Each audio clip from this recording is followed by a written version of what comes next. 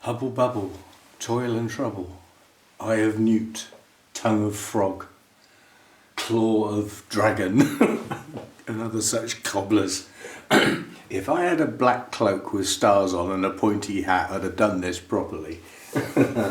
Anyway, it's Hippie-Soap treatment time. I'm guaranteed some heat over the top, which I would rather not have, but I've got guaranteed drying conditions, so I thought we'll have a go. Now, the day's Saturday, it's a normal, very warm day. Tomorrow, Sunday, it's a very, very warm day.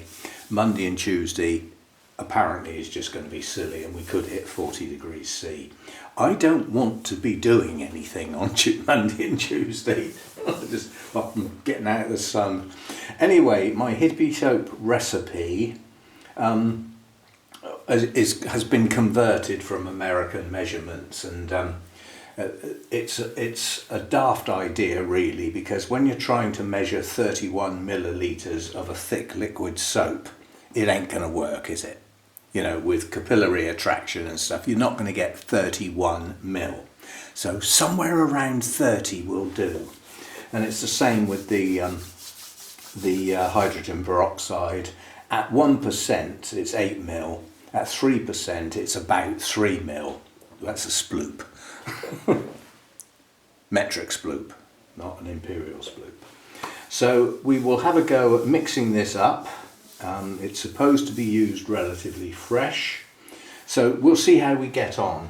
Now, the base start is a litre of water, so if you ever have a go at this, go very careful what you mix it up in. Don't try and mix it up in a litre jug, will you? Because once you add all the ingredients, you've got quite a lot more than a litre. Yeah? So I'm going to put a litre in the sprayer.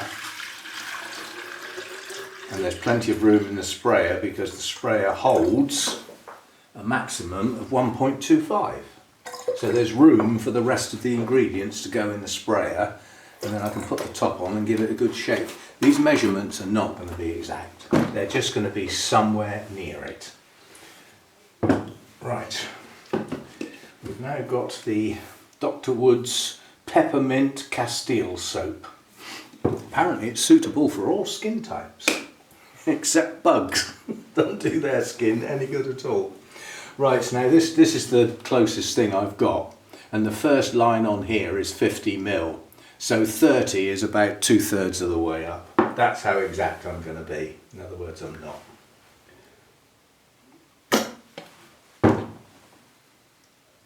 There's my 50 mil line gone. See, now that's too much. Now I hope this top comes off. Yes, it does. Because I don't want to be way over the top, you know, I'd like it to be somewhere near where it's supposed to be. That came out a bit quicker than I thought it would. That's about right. Of course, now we have a problem, don't we? I'm going to have to get some of that water out. I'll show you why in a minute, because that's my litre, that's been measured, so we'll put some in there. And the reason is I need to wash that out. Yeah, because not all of this soap is going to pour out, is it? So I need to be able to dilute it to empty the container. So we'll put some of that water in there, and then I can just sort of slosh that round and give the container a bit of a rinse and get the worst of this type of soap out. And I haven't got anything to wipe my hands on. So oh, yeah, that's a strong smell. I'm going to knock the camera, I think. Yeah, there we go. I just need my towel. Got soap all over the door handle now. Right, so that's that soap done. That's the strong smell, which apparently bugs really, really don't like. Now we've got to do the same with the other one. And this is the tea tree Castile soap. Alright, let's watch this a bit more carefully this time and not get too much in there.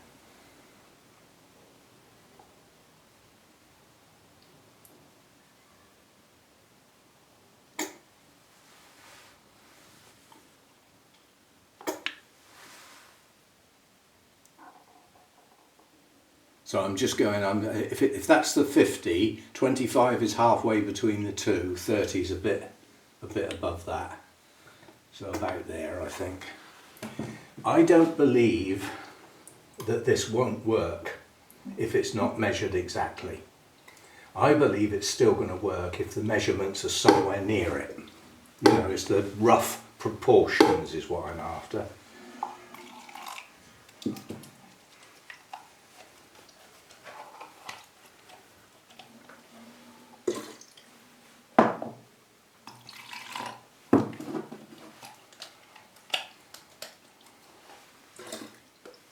Right, that's the soap done. And now we've got 125 ml of isopropyl. Now what have we got on here? I've got 50, 100, 150. So 125 is between those two lines. That's actually quite a lot of rubbing alcohol. If I can get the childproof top off. It's also Roger proof, of course. Right, so that's halfway between those two lines, which is there. So that's that. So all these measurements have been done roughly, yeah? And then the final thing is the hydrogen peroxide, and mine is at 3%. So I'm going to need a very small amount of this. This is the only measure I've got that's small enough, and the bottom line on there is 2.5, yeah? And I want around 3 ml. So I'm just about going to cover the bottom of that. That'll do. Right, put the rest of the water back in so that we're back up to a litre again. And then we hope this sprayer still works. I haven't used this sprayer for ages. I know last time I used it, it didn't seal very well. Well, let's hope it does this time. Right.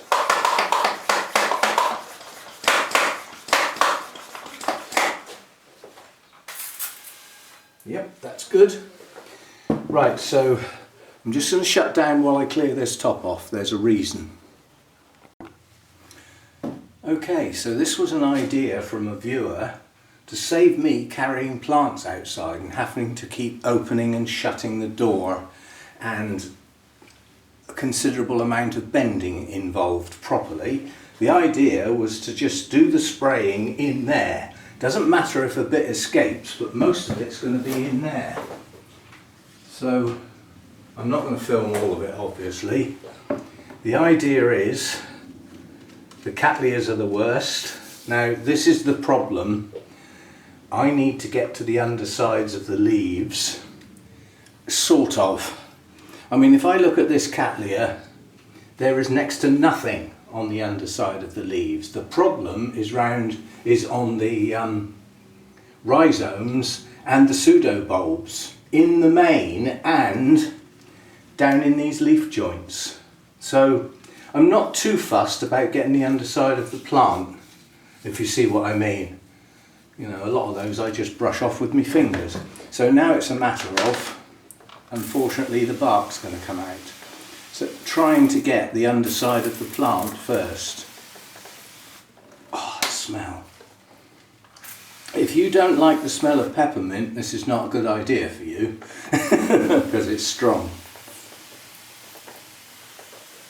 Right, so that's the underside done as best I can. Now the important bit, the top side, especially the leaf joints.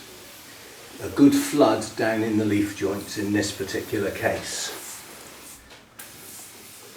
Now we do the pseudobulbs and the rhizomes. Like that. And the surface of the media. So that's now done. I've got Workman again. Workman just seemed incapable of talking quietly. I'm going to put these on the floor to drip. So there is a bit of bending involved. Now this is a brand new plant and hasn't actually got scale on it as far as I know, but this does also clean the leaves. It is a wash at the end of the day, so that's a nice quick easy. Oh, missed one. That's a nice quick easy one. Now in the instructions, the original video that I watched, which was in the States, the guy did say that incredibly sensitive plants you might want to rinse. I don't class cattleyas as sensitive plants, I don't know about you. I class these as pretty sturdy leaves actually. Nothing flimsy about these, so I'm not going to bother rinsing. I didn't last time I did this. And then the important bit, the rhizomes, all round, and the whole of the base of the plant, including the media. Now this plant has got a web over the surface of it. Can you see it? Now that's going to be a poor little spider that's probably not going to make it, which is a shame because he wasn't doing any harm. It certainly won't be any of the big ones that I'm declaring war on. Because the other thing is, only mixing up a litre at a time, it's not going to last long. I'm hoping that this mix will do the cattleyas. I'll be happy if I get the cattleyas done. They are the worst. And I've also noticed that where cattleyas get moved around, you know, like when they're in bloom and things like that, they get moved. Any plants that are underneath them tend to get scale as well. They're dropping off the cattleya onto plants below. This is not good. Right, so that's that one. That didn't have much scale on it at all. But they've all got some to a degree.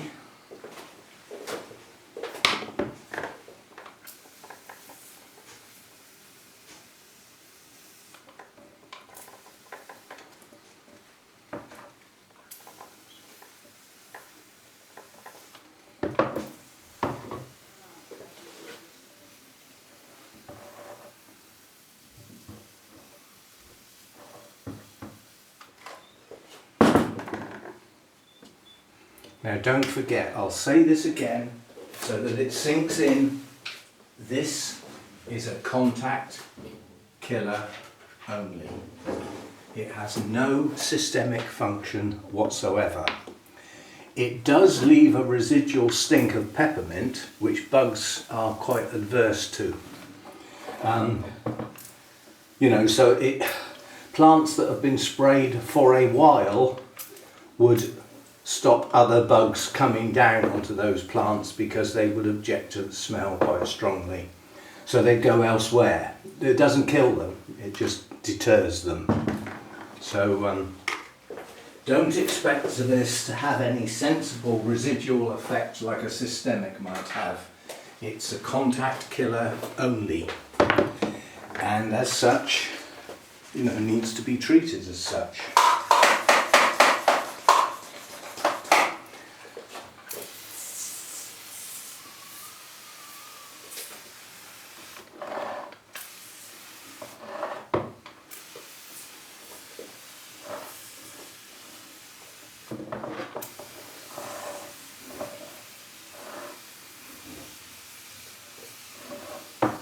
Well, they're certainly getting a wash, aren't they? I'm wondering whether I ought to try and rinse this off a bit. It would only, be a matter of quickly filling up the sprayer with some RO water and just going over the plants again. Give them a chance to soak for a bit first, but run down into all the crevices. I'm not even sure this thing's going to live.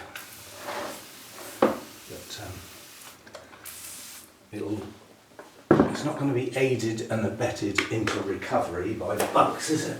Well,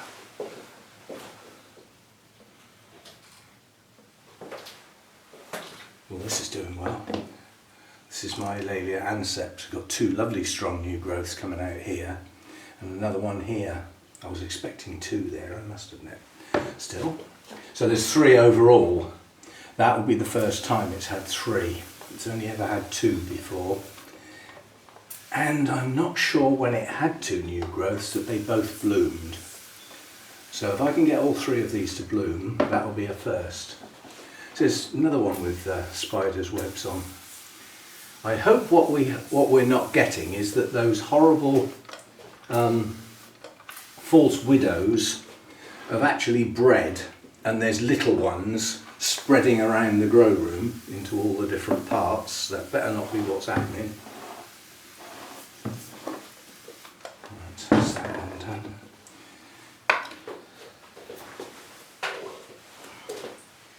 And the last one.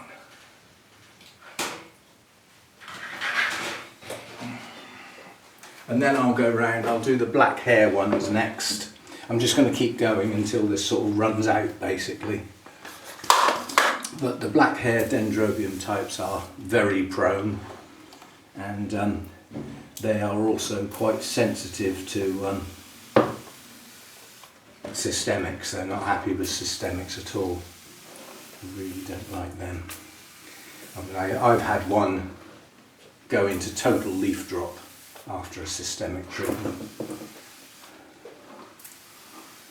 And it wasn't just that wasn't the only plant that got treated. Lots of plants got treated. It was only the black hair type that reacted badly. So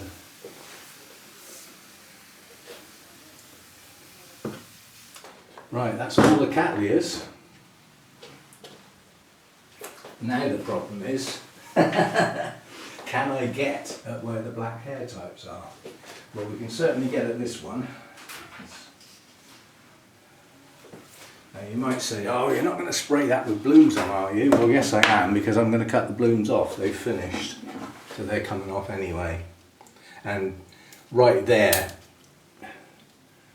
you don't have to look far on this plant to find the scale. They're there, right round where the things were. They're there. They're all round the base. They're in the leaf joints. So they're on there. Right, let's go then. Again, I'm going to have to tip this over a bit to be able to get at the undersides now. Undersides this time are important. Now luckily they're not all leaved canes, so I've only got to look out for the ones that have got leaves on.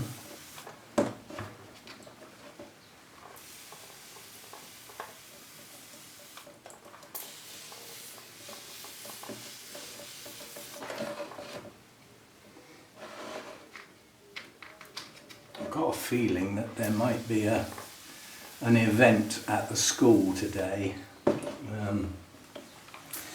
because quite a few of the schools, I believe, are starting their summer holidays, vacations today. If not, it's probably next week. I think Scotland have already started. Right now, canes. And these have got to be done thoroughly. Always go along the lines of do what you can see and then turn the plant round and do what you can see. That way you should get all of it. Yeah? That's my theory. But with the pseudobulbs it's quite important to get those done and then all round the base. And we'll see if that shifts them. Now, the original video did actually say that this stuff should kill eggs in some cases, which was a bit vague really if you think about it. Now that's not a black hair type. I'm just going to have a quick look. This is a Litre type. I'm just going to have a quick look.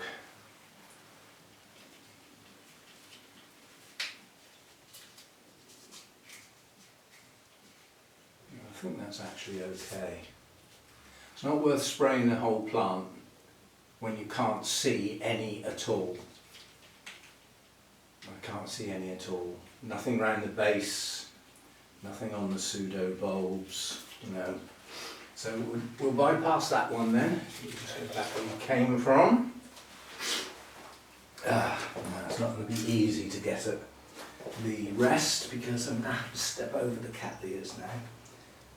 Or move them. Better idea. Rather than kick them over, because that's what happened. I just need a pathway through past the... There we go. Right. Now let's get in here. Have we got black hair types in here? Don't think we have. We've got Litre types. I haven't got many black hair types left. A lot died. I don't think there's anything in there worth bothering with. Nope. Nothing down below here that I know of. So we're okay here. So we just cleared the cattleyas out of the way for absolutely nothing. Right. Mounted ones. I'm pretty sure the mounted ones are okay. I mean, this is a new plant. There's nothing on there. That's a new plant, so that was unlikely to have anything anyway. These are all okay that side. Now if we have a look at, hang on, let me turn the camera around. This is not very fair, is it? You're looking at an empty tray here. I could just swing it round so that you can at least see what I'm up to. Well, you might be able to see what I'm up to, you might not. But yeah, I'm just going around the racks at the moment.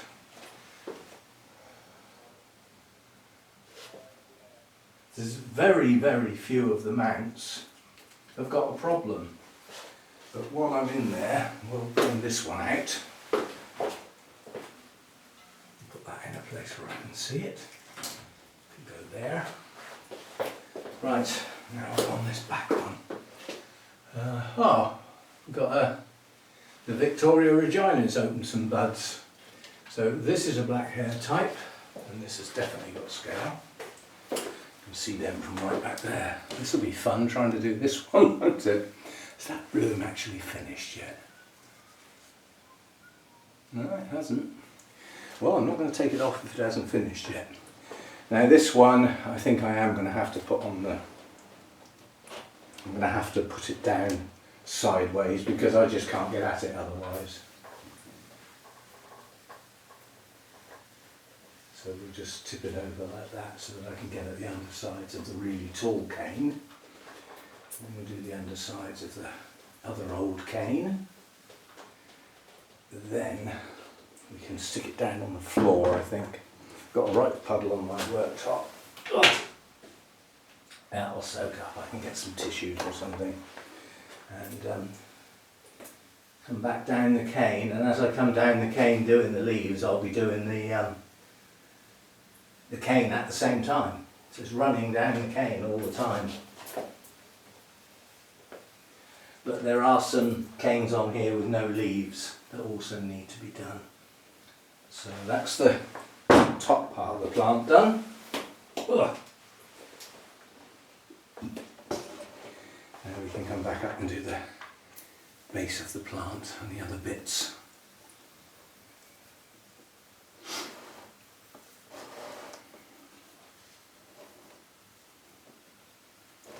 Again, around the base of the plant, that's where they gather. And the top of the media. Notice I didn't do the new shoot. That's a bit risky. And there are no scale on the new shoot. You can see. Right, so that's the two black hair types. I've got a feeling that isn't the only two I've got now. Nothing else on there got scale as far as I know. What about that?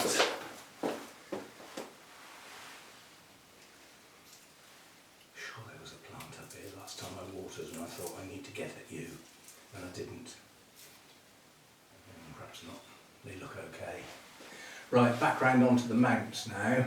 There are cattleyas up here. Well, better safe than sorry.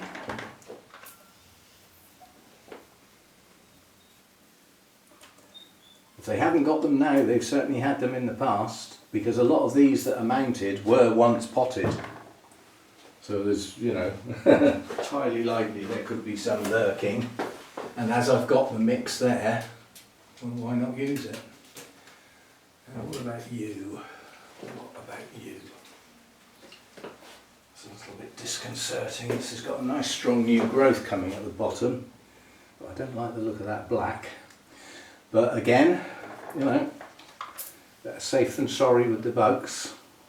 It was one of my Cattleya types that actually responded very badly to the actual scale bites, and it practically poisoned the plant, because the Bois du Val scale, the sort that I've got, the difficult ones, when they bite into the plant, there's a toxin which most plants are perfectly capable of just ignoring to a degree.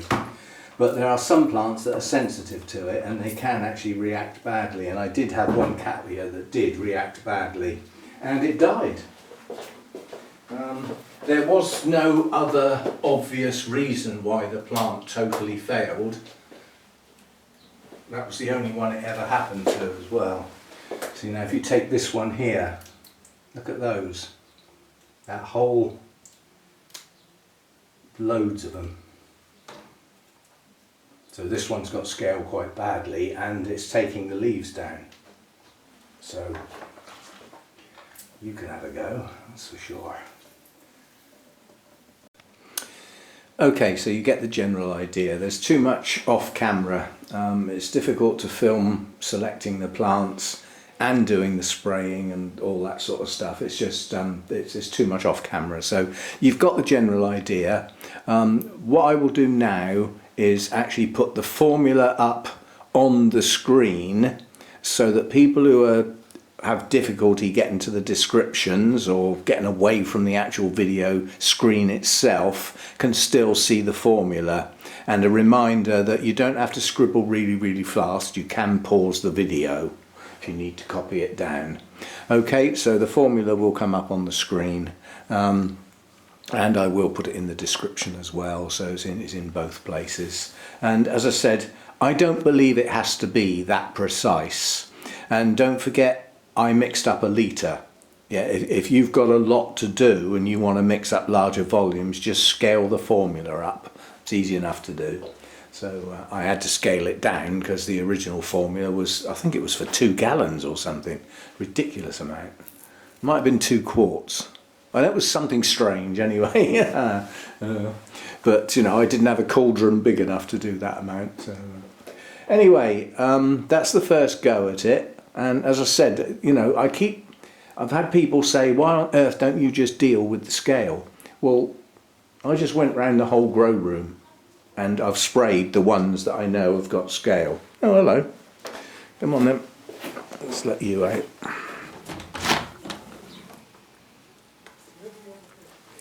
Scruffy.